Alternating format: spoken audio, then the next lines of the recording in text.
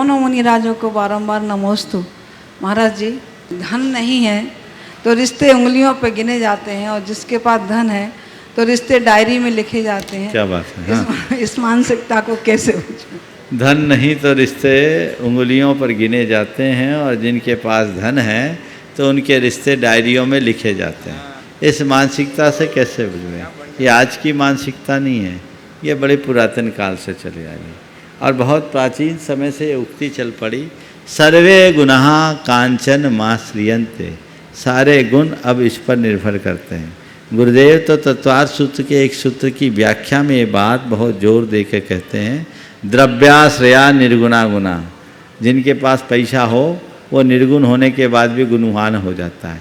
चूँकि आज की सारी सामाजिक व्यवस्था, सारे सामाजिक मूल्य अर्थ प्रधान हो गए, और जब से सामाजिक मूल्य अर्थ प्रधान होते हैं तो सब चीज़ें लोग अर्थ पर केंद्रित करके करते हैं।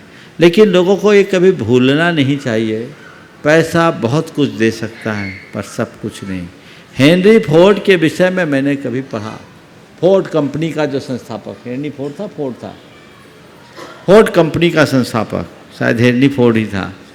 तो जो भी था उनके विषय में मैंने पढ़ा, फोर्ड कंपनी के संस्थापक ने, उसने अपार धन कमाया। एक ज़माने में विश्व का सबसे बड़ा धनपतियों में जो गिना जाता था, वो अंतिम दिनों में अपने खजाने के मध्य बैठकर मरा। कहते हैं कि वह अपनी तिजोरी में बैठकर अपना धन गिन रहा था। अचानक उसकी आहट, कुछ आहट मिली तो उसने उसे बंद कर दिया। पर संयोग ये था कि वो तिजोरी केवल बाहर से खुलती थी, भीतर से नहीं। बाहर से खुलती थी, भीतर से नहीं।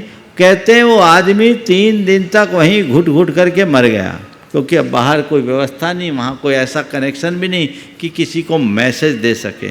मैंने कहीं पढ़ा था, अब कितनी सच्चाई है मुझे नहीं मालूम, पर इसके कथ्य में सच्चाई है, इसे खोजना चाहिए। तो वो उन्होंने लिखा है, ऐसा बताते हैं लोग कि आज अपनी मरणासन्न घड़ी में ये सोच रहा हूँ कि जितनी शक्ति मैंने इस धन को कमाने में लगाई, यदि मित्र बनाने में लगाई होती तो आज वो मेरे ज़्यादा काम के होते। जितनी शक्ति मैंने धन कमाने में लगाई, यदि मित्र बनाने में लगाई होती तो वो आज मेरे लिए ज़्यादा काम की होती। ये एक बहुत बड़ा बोध वाक्य है।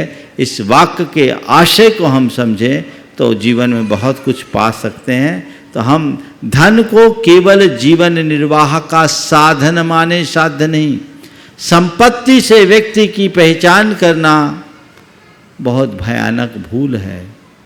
व्यक्ति की पहचान उसके गुणों से होनी चाहिए।